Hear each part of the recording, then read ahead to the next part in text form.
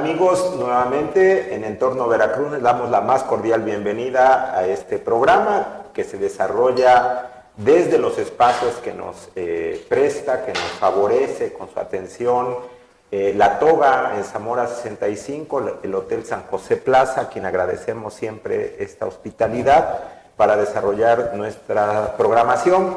Ahora con el gusto de tener un invitado que nos va a hablar de diferentes tópicos, pero con quien fuera de cámara estábamos comentando algunas de sus actividades. Él es licenciado en educación, tiene experiencia en trabajar con pueblos originarios. Fernando Hernández Flores Tepetotol, así se pronuncia, que significa ave de la montaña. Ave de la montaña, y es verdad. Fernando es un ave de la montaña porque viene de la zona de Misantla, con quien nos da mucho gusto contar en este día. Fernando, bienvenido. Fíjate que para nosotros, para Entorno Veracruz, para Carlos Villalobos, quien es nuestro productor y director, tu servidor Martín Quitano, es un gusto estar tratando temas que tengan que ver con una revisión, no solamente de las personas, que lo vamos a ver contigo, tu experiencia como licenciado en educación, con otros tipos de estudios, sino con creadores, con personas involucradas en procesos de construcción del conocimiento, del pensamiento. Tienes varios espacios de reproducción intelectual, escribes sobre derechos humanos en un libro, una compilación que hizo la Universidad de Jalapa.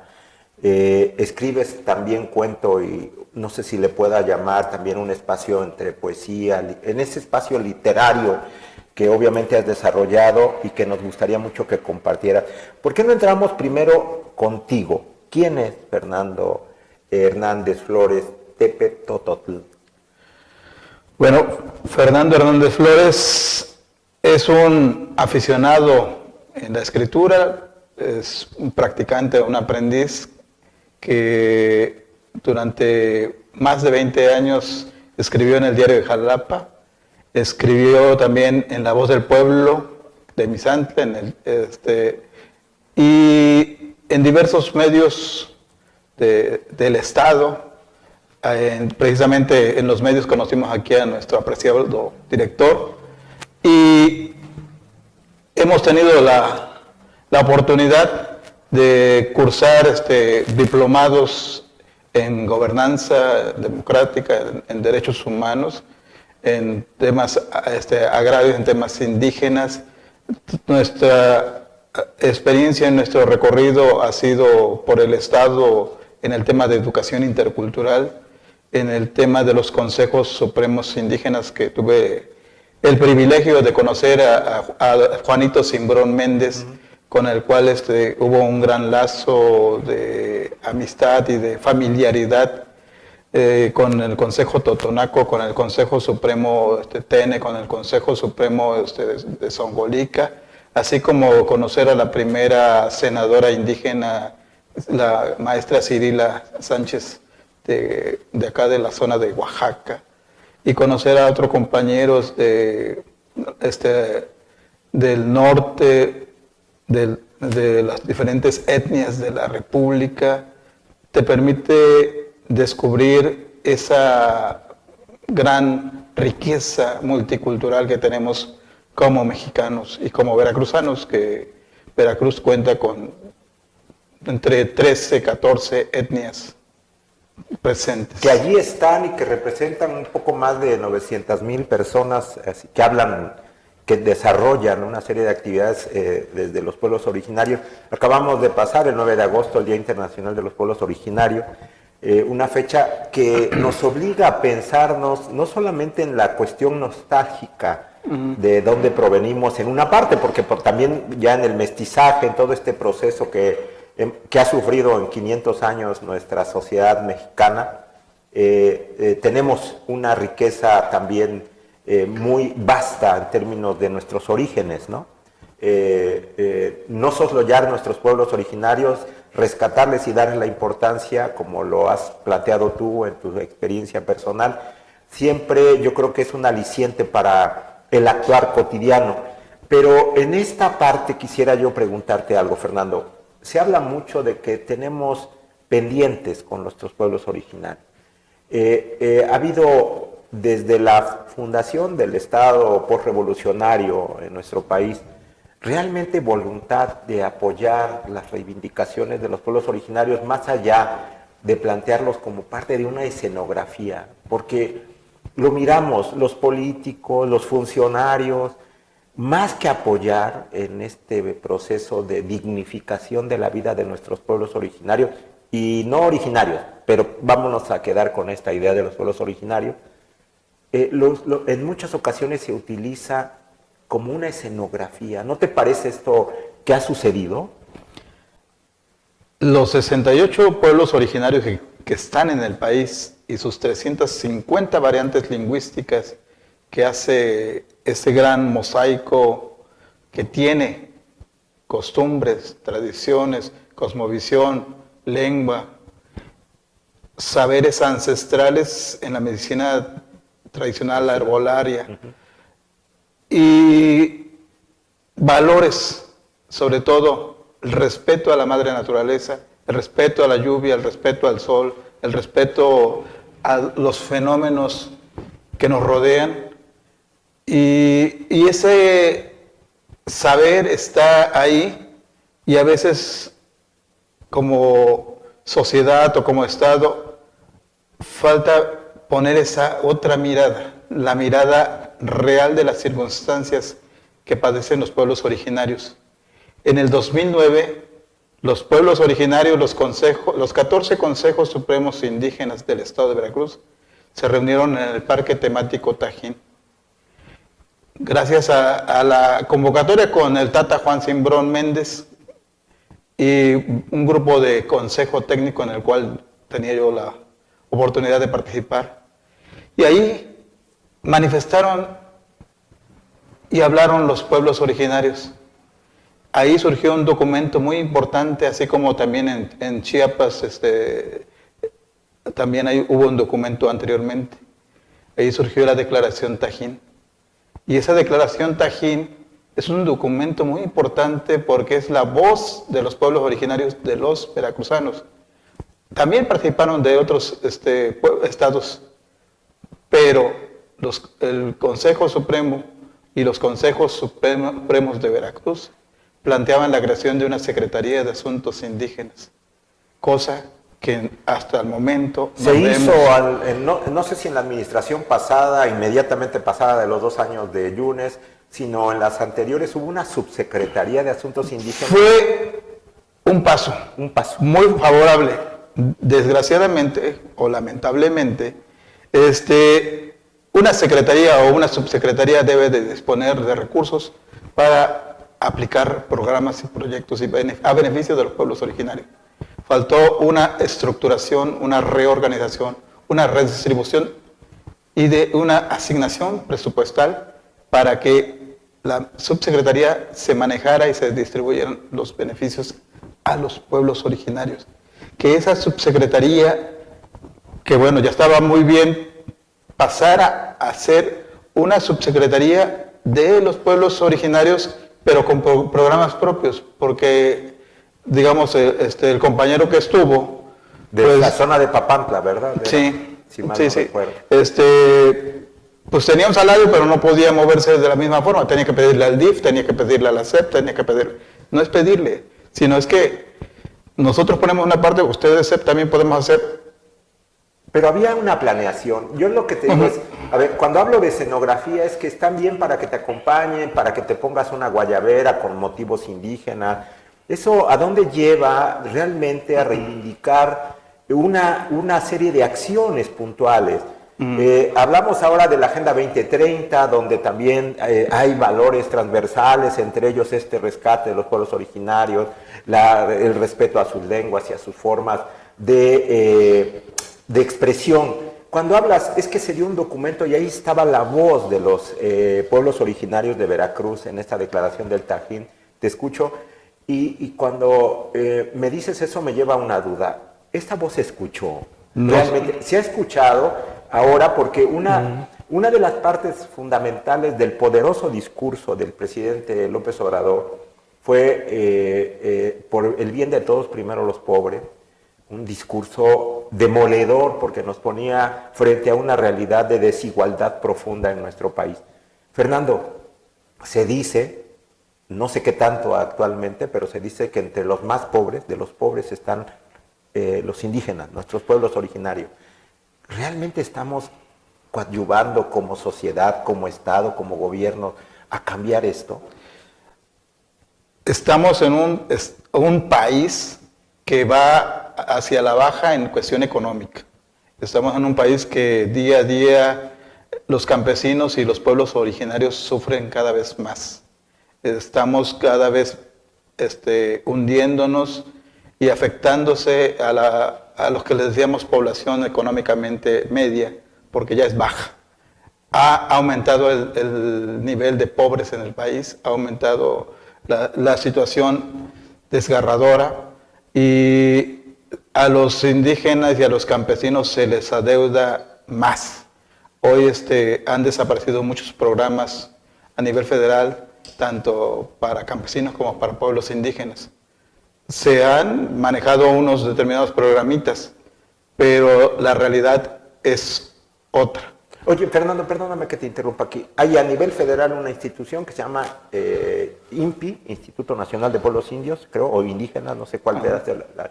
Y en Veracruz tenemos un símil de esto. O sea, me refiero a que qué tanto, coincidiendo contigo, hay recursos, hay planeación estratégica para realmente incidir en mejorar, porque cada vez más las zonas urbanas se llenan de referentes de estos pueblos originarios que no tienen oportunidad en sus respectivos territorios. Cuando se hizo la consulta para crear una institución de pueblos indígenas, nosotros volvimos a plantear la Secretaría de Asuntos Indígenas a nivel federal, así como la Secretaría de Cultura. Que empezamos como INI, después Comisión Nacional de Pueblos Indígenas, y otra vez volver a INPI, que es como un simulacro de aquellos años de los 40 o de los 70, pues en vez de avanzar, pues ahí sí nos atrasamos. Aquí en Veracruz hay una delegación. A la muchachita que llegó, pues un día le escribí para ver si nos reuníamos, jamás, hasta el día de hoy tengo la oportunidad, aunque anteriormente sí me saludaba. Ni te ve ni te oye. Ni me ve ni me oye. Por lo tanto, pienso que pues, no veo dónde se está aplicando los presupuestos y los proyectos en infraestructura. Son áreas institucionales a la baja, como muchas, pero vamos, en este sentido, el discurso oficial, el discurso reivindicador de este mensaje poderoso que llevó al presidente López Obrador a ser el presidente de nuestro país, se desvanece cuando no miramos que existen estas cosas.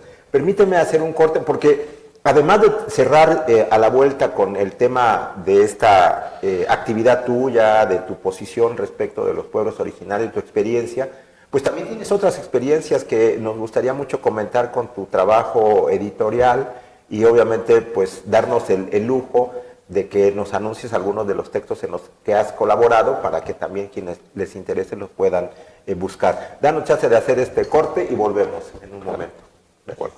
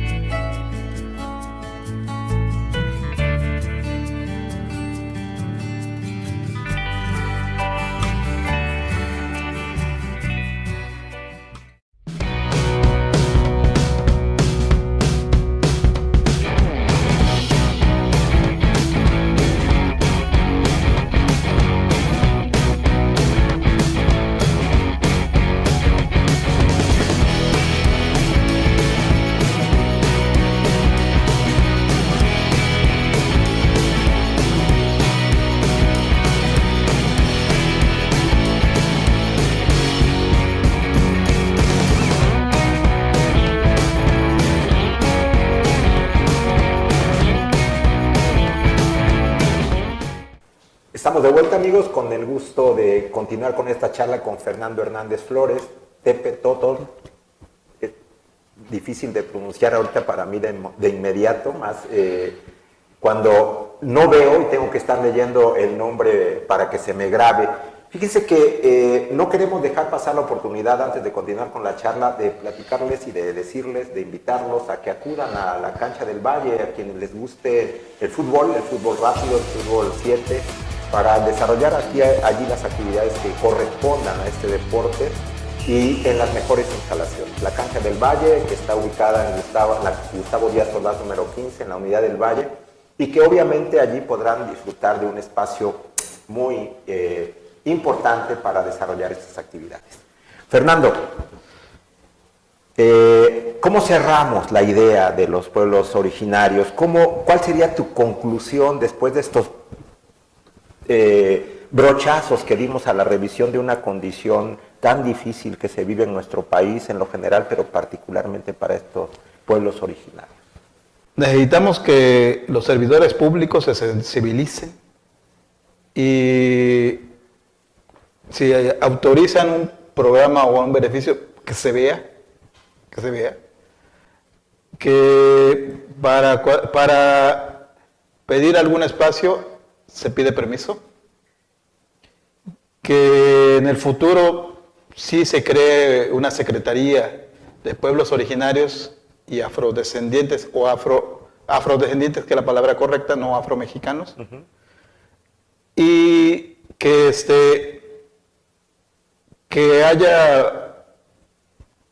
escuche la voz más allá de los libros, en la educación intercultural para todos, porque la interculturalidad nos involucra a ti y a mí, aunque no seamos de pueblos originarios, porque traemos una cultura, una formación en una región o un ambiente distinto, pero podemos enriquecerlos día a día. Si escuchamos y revaloramos a las poblaciones originarias, necesitamos que sus lenguas no se pierdan, están en riesgo de extinción. El 60-70% de las 68, necesitamos que esos institutos, bueno, hoy el IBEA sacó una publicación en conjunto, que bueno, ojalá saquen 100 publicaciones en conjunto con las instituciones y el gobierno, para que llegue a las escuelas, a las primarias, a las secundarias. Y precisamente queremos que llegue a las primarias la voz de los voladores de Papantla. A veces hay personas que hablan por hablar y critican por criticar y dicen que no valen nada los voladores. Sí, son un patrimonio intangible de la humanidad y son nuestro pilar de crecimiento a los que somos de pueblo totonaca.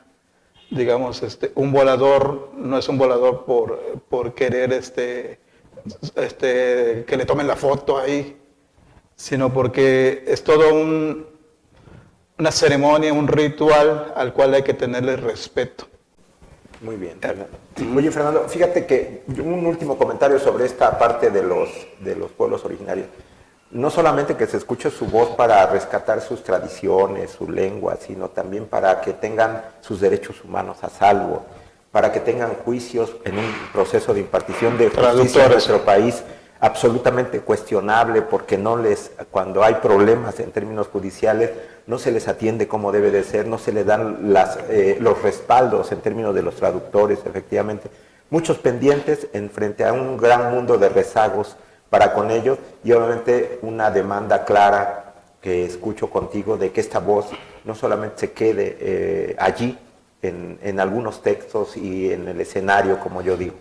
Pues vamos a dar paso a esta parte.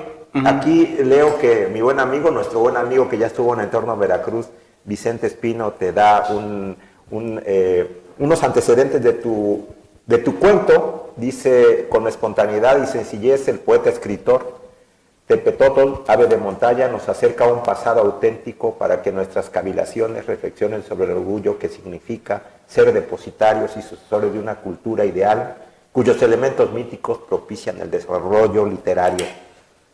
Has estado entrando en esta parte del desarrollo literario. ¿Cómo te involucras en en esta actividad. Obviamente tu perfil profesional, ¿no? Licenciado en educación, pero además poeta, escritor te llama Vicente Espino. Digamos, contar con la amistad de Vicente Espino, que es nuestro cronista oficial de la capital del estado de Veracruz, es un gran compromiso.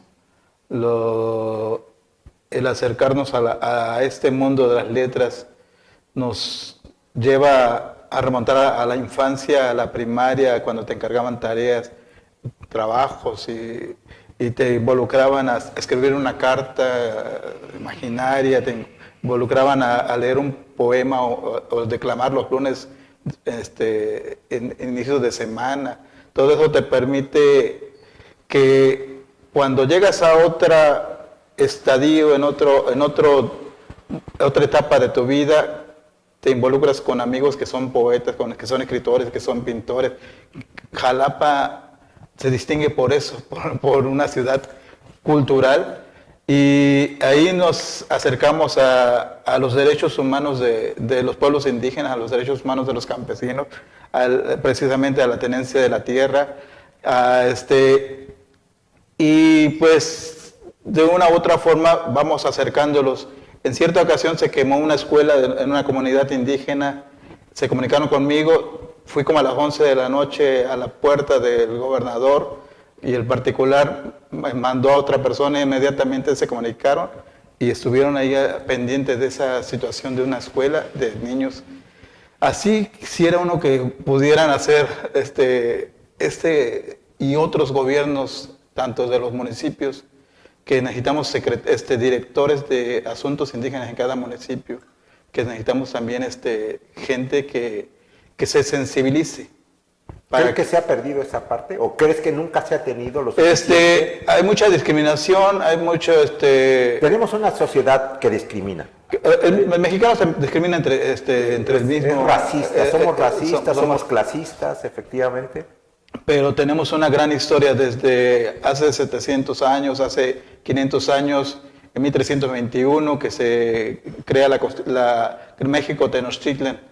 En 1492 que descubren aquí el continente y todo eso nos permite y nos trae otra cultura. Pero ahora tanto el castellano, que es el idioma que nos trajeron, como los 68 idiomas, como otros idiomas, todos los que conviven aquí en México son idiomas nacionales y lo plasma la Constitución Política de los Estados Unidos Mexicanos.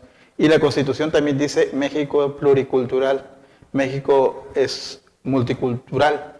Debemos transitar a ese paso al interculturalismo, ese paso que en el 2005 dio la Universidad Veracruzana y permitió crear la Universidad Veracruzana Intercultural, al principio con 2 licenciaturas. Hoy hay más licenciaturas.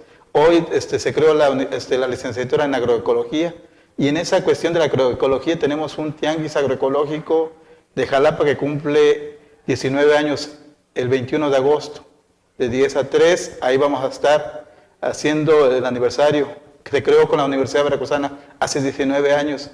Se impulsa a los productores locales, regionales, y trata uno de comer sano y de beneficiarse. La escritura nos va llevando a la poesía, y ahí convivimos con los de la Academia Nacional de Poesía. Tengo el privilegio de escribir en la revista Neón de México. He escrito también para la revista de España, que se llama Azares, no me acuerdo ahorita.